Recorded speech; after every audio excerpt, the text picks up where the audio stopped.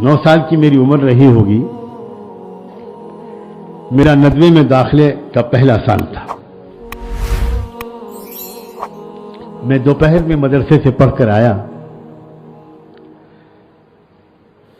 बहुत भूख लगी हुई थी। मैंने अपनी वालदा से कहा कि अम्मी खाना। हाँ हाँ बेटा अभी निकालते। क्या पकाया है मैंने पूछा। बच्चे पूछते हैं। तो मेरी वालदा ने कहा कि आज भिंडी की सब्जी पकी है। मेरे मुंह से निकला बस इतना।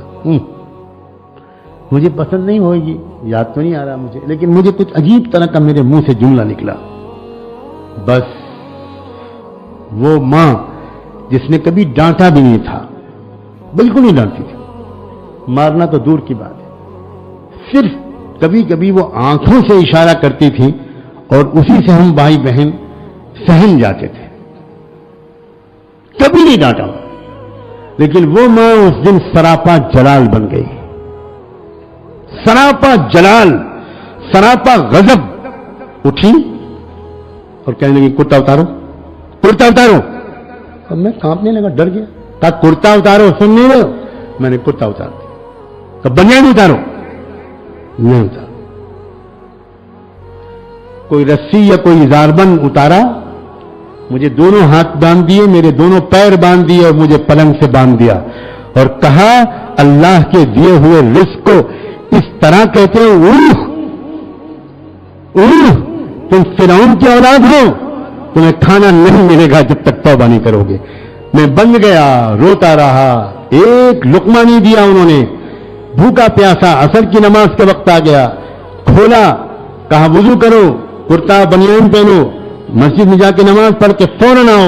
मैं फिर फौरन वापस आया, फिर मेरे कपड़े उतरवाए गए, फिर मेरा हाथ और पैर बांधे गए, फिर मुझे पलंग की पट्टी से बांध दिया गया, फिर मगरिब तक बना रहा, फिर मगरिब में खोला गया, फिर मस्जिद भेजा गया, फिर मस्जिद से वापस आया, फिर बांध दिया गया और फिर रोता रहा। मेरी मां को मुझ पर रहम नहीं आया। नहीं, ये हरकत तुम्हारी बर्दाश्त नहीं हो सकती, ये हरकत तुम्हारी बर्दाश्त नहीं हो सकती, किसी कीमत पर माफ नहीं करूंगी मैं तुमको।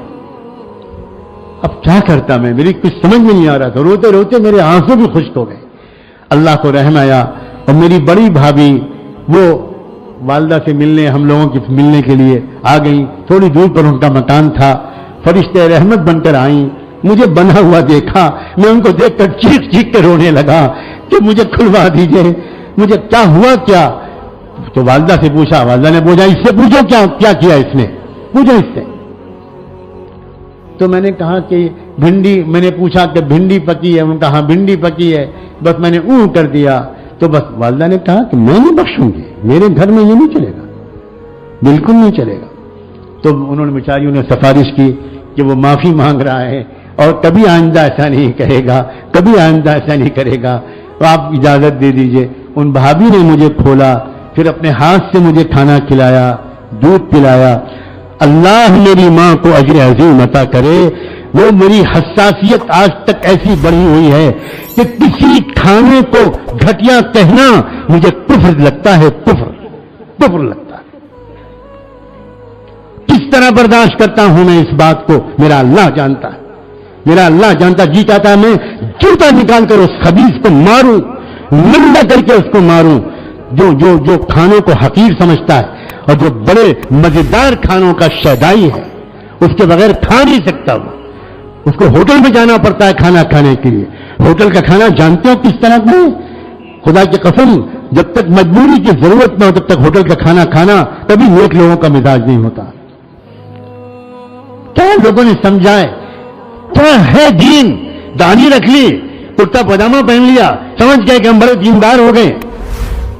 यह तमाशा है, तमाशा।